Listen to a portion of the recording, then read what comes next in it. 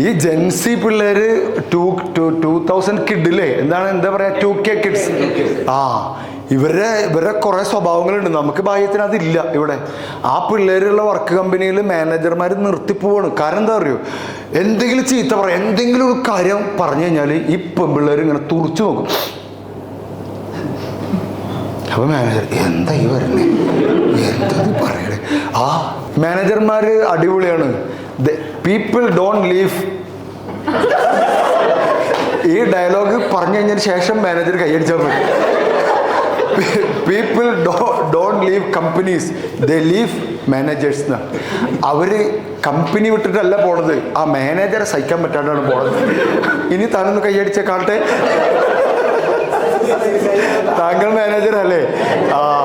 ഞാൻ പാവം മനുഷ്യന്മാരാ. ഞാൻ നേരത്തെ പറഞ്ഞല്ലേ, ഷോക്ക് അബ്സോർബർ ആവണം മാനേജർ.